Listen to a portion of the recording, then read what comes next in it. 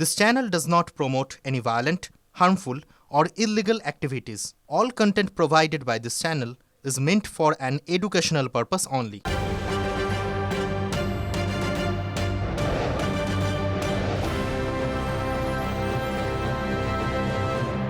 চিংড়িঘাটের metro জট আর সেই জটের জন্য সুপ্রিম কোর্টও ধমক দিল রাজ্য সরকারকে। এমনকি বলা হয়েছে যে রাজ্য উন্নয়নের বিরোধিতা করছে, জেদ করে বসে আছে। কি জট আর কেন এই ধমক খেতে হলো, এরপরে রাজ্য কি করতে পারে আমরা জানবো। আমাদের সঙ্গে সায়ন্ত, আমাদের প্রতিনিধি আমাদের সঙ্গে রয়েছে সরাসরি। সায়ন্ত, প্রথমত খুব স্বল্প দৈর্ঘ্যের একটা অংশ নিয়ে এই জট তৈরি হয়, আর সেই জট এখনো পর্যন্ত কাটেনি। আজকে ঠিক কি কি বলা হয়েছে, কি জট, আর এরপরে রাজ্য কি করতে পারে?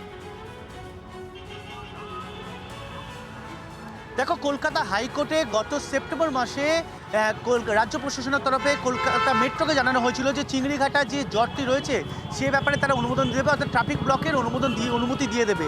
এরপর কলকাতা মেট্রোর তরফে কিন্তু হাইকোর্টে সেটাও জানানো হয় যে রাজ্য প্রশাসন দেবে বলেছে, কিন্তু তারপর দেখা যায় যে অনুমতি দেয়নি। এরপর আবারও কলকাতা মেট্রো হাইকোর্টে যায় এবং হাইকোর্টে যাওয়ার পর কলকাতা মেট্রো হাইকোর্টের তরফে কিন্তু প্রশাসনকে নির্দিষ্ট করে জানানো হয় যে 2026 সালের 15 ফেব্রুয়ারির মধ্যে এই চিংড়িঘাটার মেট্রো যে অংশে কাজ 366 মিটার অংশে কাজ করবে, সেখানে ট্রাফিক ব্লক দিতেই হবে। কিন্তু তারপর দেখা যায় 15 ফেব্রুয়ারির আগেই 9 ফেব্রুয়ারি রাজ্য প্রশাসন সুপ্রিম কোর্টে চলে যায়। আর আজকে দেখা গেল সুপ্রিম কোর্ট কিন্তু রীতিমতো তিরস্কৃত করেছে রাজ্য প্রশাসনকে, যেখানে নির্দিষ্ট করে জানিয়েছে যে এভাবে কোনো কাজ আটকে রাখা যাবে না। কলকাতা হাইকোর্ট যে নির্দেশ দিয়েছে সেই নির্দেশকেই বলবৎ করতে হবে। অর্থাৎ রাজ্য প্রশাসন যে বারবার করে একাধিক অজুহাত দিয়ে তারা কোর্টের দ্বারস্থ ছিল, সেটা কোনোভাবে মান্যতা দেওয়া হলো না। এবং এই জায়গায় দাঁড়িয়ে 366 মিটার অংশে যে কাজ বাকি রয়েছে, অর্থাৎ গার্ডার বসাতে হবে, যে ব্লক দিতেই হবে এবং সেটা খুব দ্রুত দিতে হবে, সেটা সুপ্রিম কোর্টের তরফে বলে দেওয়া হয়েছে। একই সঙ্গে এই ধরনের কাজ আটকে রাখা, অর্থাৎ উন্নয়নের কাজে বাধা দেওয়া, নাগরিক পরিষেবায় বাধা দেওয়া, এমনকি এই কাজ আটকে রাখা হলে সমস্যায় পড়বে সাধারণ মানুষ। প্রতিনিধি জানাচ্ছিলেন মূলত আপনারা দেখতে পাচ্ছেন যে 366 মিটার আমরা দেখাচ্ছি, এই অংশটা কাজের জন্য ট্রাফিক এরিয়াটাকে ব্লক করতে হবে, অর্থাৎ যান চলাচল নিয়ন্ত্রণ করতে হবে। এইটাই মূলত নির্দেশ ছিল যে রাজ্যের সঙ্গে মিটিং করে এই বিষয়টাকে মেট্রোকে ঠিক করতে হবে, এটা কাজ করার জন্য। আর রাজ্য বারবার সেখানে বলে একাধিকবার বৈঠকে বসে আদালতের নির্দেশ পেয়ে কিন্তু কাজের জায়গা, কাজের মতো যে যান চলাচলের প্রয়োজন রয়েছে সেই জায়গাটায় রাজ্য কিছুতেই সহযোগিতা করছে না বলে অভিযোগ করা হয় মেট্রোর তরফ থেকে। সায়ন্ত আমাদের প্রতিনিধি এখন ওই জায়গাতেই আছে, সায়ন্তর কাছে এই জায়গাটায় জানতে চাইবো। সায়ন্ত, ঠিক এই স্বল্প অংশ কাজের জন্য ট্রাফিক নিয়ন্ত্রণের জন্য রাজ্য প্রশাসনের কে বলা হয়েছিল, সেই অংশের ঠিক কী কাজ ছিল যার জন্য যান চলাচল নিয়ন্ত্রণের কথা বারবার রাজ্যের কাছ থেকে অসহযোগিতার অভিযোগ করছিল মেট্রো? দেখো, মূলত 3টে পিলার রয়েছে। এই যে 3টে পিলার রয়েছে, এই 3টে পিলারের উপরে গার্ডার বসবে এবং তার উপরেই মূলত মেট্রো রেলের ট্র্যাক বসবে। এই 366 মিটার অংশে গার্ডার বসাতে গেলে নিচ থেকে যান চলাচল বন্ধ রাখতে হবে। সেই কারণে ট্রাফিক ব্লক চেয়েছিল 3টি সপ্তাহে 6 দিন, রাত 11টা থেকে সকাল 6টা পর্যন্ত। তখন এই রাস্তার উপর গাড়ি কম রেখে বিকল্প রাস্তা দিয়ে ঘুরিয়ে নিয়ে যাওয়ার কথা ছিল। সেই মতো বিকল্প রাস্তা তৈরিও হয়ে যায় ক্যাপ্টেন মেরির পাশ থেকে। তারপর দেখা যায় সমস্যা, কারণ কলকাতা পুলিশের তরফে কিন্তু অনুমতি দেয়নি। আর যে অনুমতি না দেওয়ায় সমস্ত কাজ আটকে যায়। এবং তুমি দেখতে পাচ্ছ যে কবি সুভাষ থেকে বেলেঘাটা পর্যন্ত মেট্রো পরিষেবা শুরু হয়ে গিয়েছে।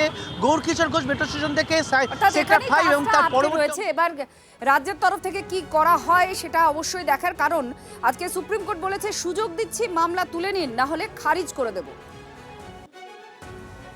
রাজ্য সরকার মামলা তুলে নেবে, খারিজ করলে ওদের কারো বিপদ। এবং এই পশ্চিমবঙ্গে মেট্রো নিয়ে সবচেয়ে বেশি যন্ত্রণা এবং সমস্যার সৃষ্টি করেছে মমতা। আপনার মনে থাকতে পারে ওই বউবাজারের ভেতর দিয়ে মেট্রো নিয়ে যেতে হবে, এই করে খরচ বাড়িয়েছে এবং ওইখানকার অধিবাসীদের তাদের বাড়িঘর অসুবিধার সৃষ্টি করেছে। এই ভদ্রমহিলা পশ্চিমবঙ্গে যে কত ক্ষতি করছে, মানুষ যত বিশ্লেষণ করবে তত বুঝতে পারবে। ওয়ান লাইনার হতেই পারে, উন্নয়ন বিরোধী সরকার রাজ্যের মমতার সরকার।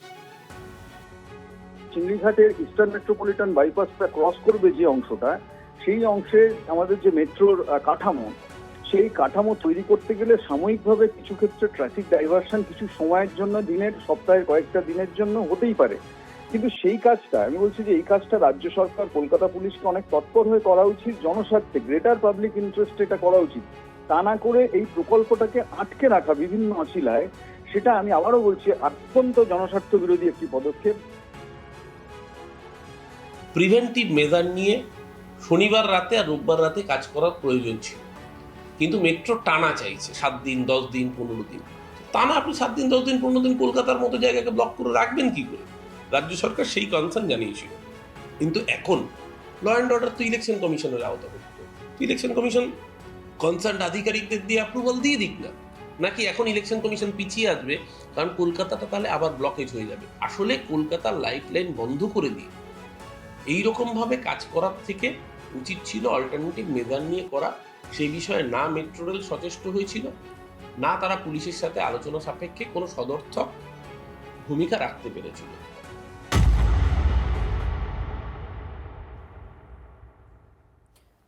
বিতর্ক পিছু ছাড়ছে না আরজি করের। হাসপাতালের অব্যবস্থায় রোগে মৃত্যুর অভিযোগ, বুকে ব্যথা নিয়ে আজ ভোরে আরজি করে আনা হয় নিমতার বাসিন্দা বিশ্বজিৎ সামন্তকে। ট্রমা কেয়ারে চিকিৎসার সময় শৌচালয়ে যাওয়ার প্রয়োজন হলে রোগীকে সুলভ শৌচালয়ে যেতে বলেন চিকিৎসকরা, এমন অভিযোগ পরিবারে। ট্রমা কেয়ার থেকে সুলভ শৌচালয়ে নিয়ে যাওয়ার সময় অচৈতন্য হয়ে পড়ে ওই প্রৌঢ়। এমার্জেন্সিতে নিয়ে গেলে মৃত ঘোষণা চিকিৎসকের। আবারও আরজিকর হসপিটালের কঙ্কাল চেহারা সামনে আসলো। গত সপ্তাহে লিফটে মৃত্যু এবং গতকাল রাত্রির বেলায় বিশ্বজিৎ সামন্ত নামে এক ব্যক্তির মৃত্যু হলো এই ট্রমা কেয়ারে। এবং যেমনটা জানা যাচ্ছে, বিশ্বজিৎ সামন্তকে নিয়ে আসা হয়েছিল বুকে ব্যথা নিয়ে এবং ট্রিটমেন্ট চলাকালীন তার পটি পায়। পরিবারের লোকজনকে ডাক্তাররা বলে যে শৌচালয়ে নিয়ে গিয়ে পটি করিয়ে নিয়ে আসুন। তারপরে এখান থেকে প্রায় 100 মিটার দূরে হেঁটে যান এবং দুতলা যে শৌচালয়ের উপর, সেই দুতলার উপরে উঠতে গিয়েই সে অচৈতন্য হয়ে পড়ে এবং কার্ডিয়াক অ্যারেস্ট হয়ে তার মৃত্যু হয়। পরিবারের লোকজনের নির্দিষ্ট অভিযোগ, হসপিটালের গাফিলতির জন্যই এবং হসপিটালের অব্যবস্থার জন্যই তার মৃত্যু হয়েছে। ক্যামেরায় দেবব্রতর সঙ্গে সৌভিক সরকার, TV9 বাংলা। এমার্জেন্সি পেশেন্টদের বাথরুম নেই তলায়, তাদের বাইরে যেতে বলতে হয়, কি দোতলায়। আমাদের বলেনি যে উপরে বাথরুম আছে, হেঁটে গেছে আর ধকল নিতে পারিনি বোধহয়। গেটের মুখে নিচের দিকে একটা সিআইপি ছিলেন, আমি জানলা দিয়ে বলছি স্যার আসেন না, একটুখানি আসেন না, একটু হেল্প করুন না, ওনাকে সিঁড়ি দিয়ে নামাতে হবে, ওনাকে নামাতে পারছি না আমরা।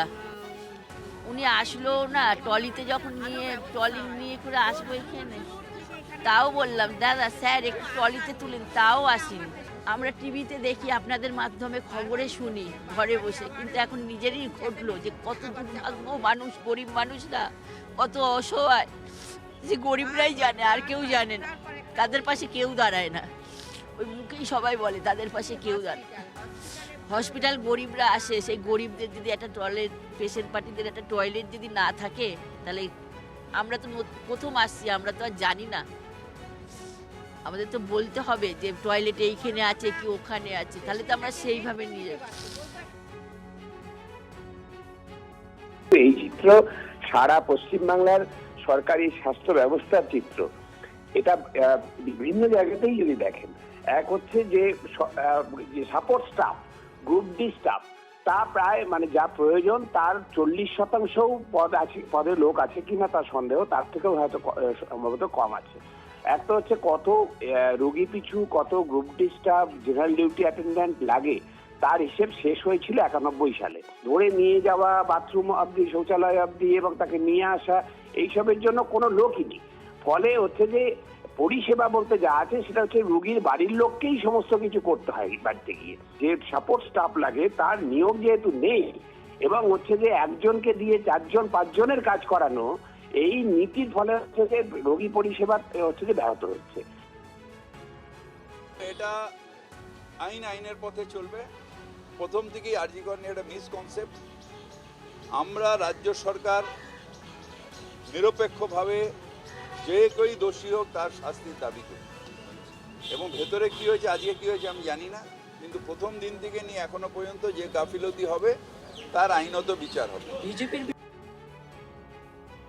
আরজি করে রোগে মৃত্যু, হাসপাতাল কর্তৃপক্ষকেই দোষলেন অতীন ঘোষ। দীর্ঘদিন ধরে কেন বন্ধ হাসপাতালে ট্রমা কেয়ারে রোগীদের জন্য থাকা শৌচালয়? প্রশ্ন আরজি করেরই রোগী কল্যাণ সমিতির সদস্য। কেন চিকিৎসকের জন্য থাকা শৌচালয় ব্যবহার করতে দেয়া হয়নি রোগীকে? প্রশ্ন অতীনের। কেন ঘটল এই ঘটনা? প্রিন্সিপালকে জবাব দিতে হবে, হুঁশিয়ারি অতীন ঘোষের। যেহেতু এই RKS এর সাথে আমার নামটা জড়িয়ে আছে, তো স্বভাবতই আমি এখানকার বিধায়ক, তো ন্যাচারালি এখানে যে অব্যবস্থাগুলো আছে তাতে তো আমার উষ্মা প্রকাশ করার আছে। প্রশাসন যদি এত নির্বিকার থাকে তাহলে তো মানুষের সুবিধাগুলো পাবে না। যার যেখানে দায়িত্ব আছে তারা যদি সেই দায়িত্বটা সঠিকভাবে পালন করেন তাহলে এই অবস্থা হয় না। এটা তো খুব সাধারণ ঘটনা যে একটা সেরিব্রাল অ্যাক্সিডেন্ট পেশেন্ট, তার ব্লিডিং হচ্ছে, কোন পেশেন্টকে বাইরে টয়লেটে পাঠানো যাবে, এখানে টয়লেট নেই, আর কোন পেশেন্টকে বাইরে পাঠানো যাবে না, এটা চিকিৎসক ডাক্তার ভালো বুঝতে পারবেন। ফলে স্টাফ নার্সের যে টয়লেটটা ছিল সেটা তাকে ব্যবহার করতে পাঠাতে পারত। আমি এটাই উষ্মা প্রকাশ করেছি। 2 নম্বর আমি প্রশাসনকে বলেছি যে প্রশাসনের সর্বস্তরে RKS-এর মিটিংয়ে আমি পরামর্শ দিয়ে এসেছি, এই মিটিংয়ে যাতে কনসার্ন রেসপন্সিবল যারা তাদের এগেনস্টেই যেন একটা এনকোয়ারি কমিটি করে অ্যাকশান নেওয়া হয়, তো সেগুলো ওরা করবেন বলেছেন। এবং আমি বলেছি যে প্রিন্সিপাল, আমি আগেও দেখেছি যে প্রিন্সিপালরা ফুল টিম নিয়ে রাউন্ড দেন, সকাল বিকেল হসপিটালে রাউন্ড দেন, তাতে একটা মেসেজ বার্তা যায় যে গ্রাউন্ড লেভেলে যারা কাজ করেন তারা সতর্ক থাকে যে হায়ার অথরিটি ঘুরে দেখছেন। তো এইটা কিন্তু আর্যকরে অভাব দেখা যাচ্ছে, এইটাকে আপনারা করুন। তো ওনারা স্বীকার করেছেন যে ওনারা সকাল বিকেল রাউন্ড দেবেন। স্বাস্থ্য ব্যবস্থাটা সম্পূর্ণরূপে ভেঙে গেছে এবং এর জন্য দায়ী হচ্ছে মুখ্যমন্ত্রী মমতা বন্দ্যোপাধ্যায়।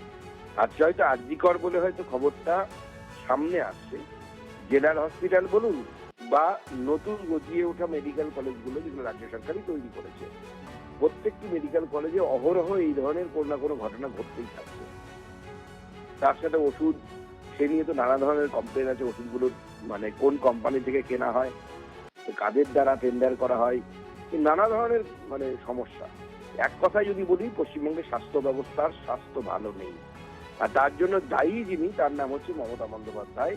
তিনি আমাদের স্বাস্থ্যমন্ত্রী এবং মুখ্যমন্ত্রীও বটে। এবং পশ্চিমবঙ্গের মানুষ বুঝতে পেরেছে যে এই মমতা বন্দ্যোপাধ্যায় যদি ক্ষমতায় থাকেন তাহলে আগামী দিনে মানুষের এইভাবেই মরতে হবে।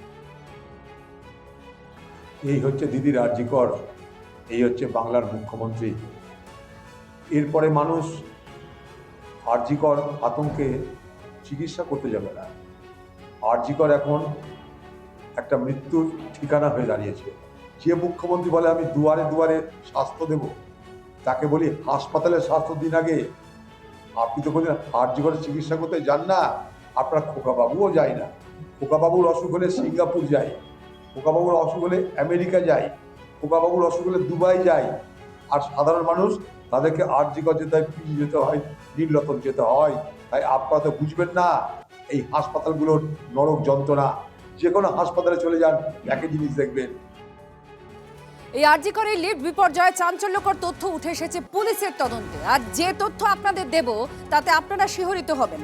স্ত্রী আর ছেলেকে কোনো রকমে লিফট থেকে বের করেন অরূপ বন্দ্যোপাধ্যায়। লিফটের সেন্সরে পা দিয়ে বাঁচার মরিয়া চেষ্টা করেন ওই যুবক। সাহায্য চাইতে থাকেন দমদমের বাসিন্দা। সেই সময় চাবি দিয়ে খোলা হয়নি লিফট। এরকমই একটা পরিস্থিতি তৈরি হয়েছিল সেই সময়।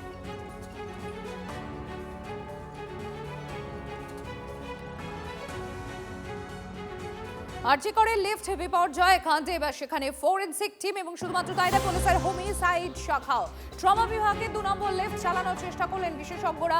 তদন্তের পাশাপাশি ভিডিওগ্রাফিও করা হয় সেই লিফটে।